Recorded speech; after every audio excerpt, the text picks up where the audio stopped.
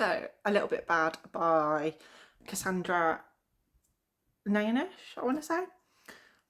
Before I start my review, you just need to have a look over here somewhere at the amazing cover that this book has got.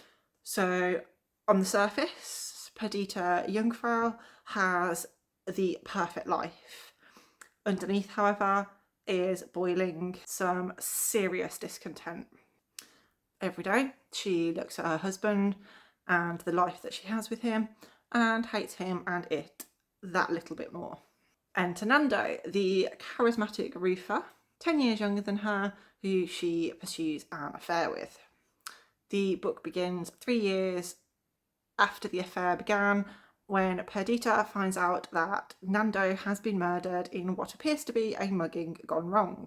His death forces Perdita to look back over their passionate and destructive relationship and ruminate on how it has changed her life forever. So we switch between the present day aftermath of his murder and the past, showing how they ended up together despite the many obstacles that are in their way. She's married, she's pregnant, he has a girlfriend, and they both know that whatever happens between them is just going to end in a disaster. As she looks back at their affair and tries to come to terms with Nando's death, she also struggles with a few personal crises. Her husband is trying to understand the person she's becoming. Her beloved younger brother is struggling with opioid addiction. And a strange woman in a white VW Beetle is apparently stalking her.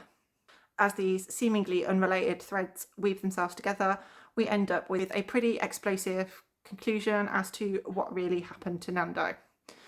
So there are so many things that I loved about this book that it's impossible to know where to start.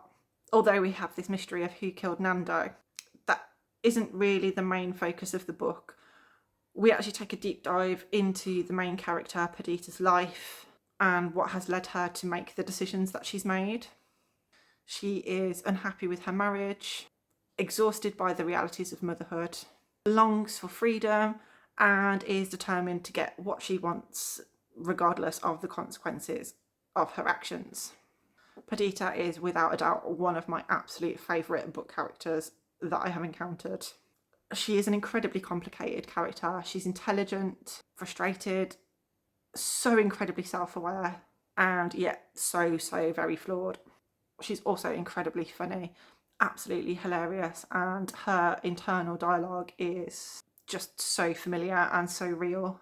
Several times I took photos of quotes or paragraphs to send to Lou, followed by a "this is us, I get that, I feel that," which just goes to show how relatable she is as a character, as a person.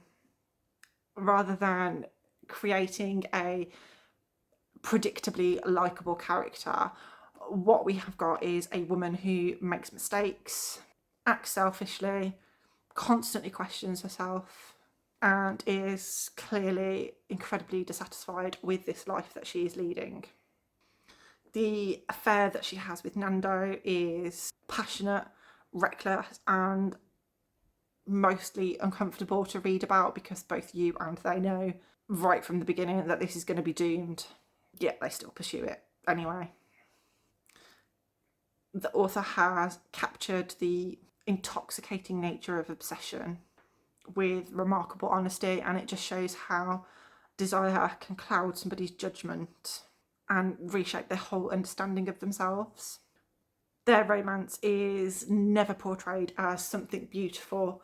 Instead, it's presented as something exhilarating but incredibly destructive, and this is only further reinforced by Perdita's kind of crazy, irrational, and incredibly selfish behaviour. Another thing that I really loved about this was its treatment of motherhood and marriage, Perdita's frustrations with a domestic life, the unequal burdens of parenting, and her struggle with balancing personal freedoms with family responsibility are explored with sharp insight and biting humour. The book raises a lot of questions, difficult questions, about what society expects of women and what happens when those expectations become suffocating.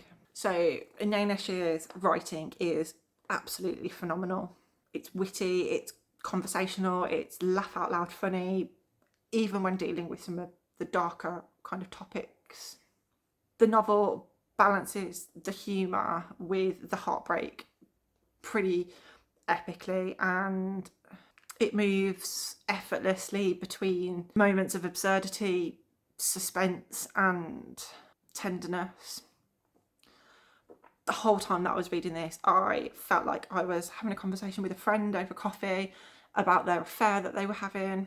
And it's got this kind of, I'm using humour to hide my trauma kind of honesty that so many of us fall back on to deal with difficult situations. Nando's death does add a slight thriller element to the story, and all the way through you are questioning who did it and how and why. Everyone is a suspect, and it really could have been any one of the people mentioned, all the way up to when it is revealed to you who did it and the reasons why they've done it. However, it's not really a thriller in the traditional sense, and you do find yourself less invested in what happened to Nando than you are in this kind of character-driven tale of obsession, revenge, and lust. Absolutely one of my favourite books I've read this year, and I fully recommend it to absolutely everyone. This is out now.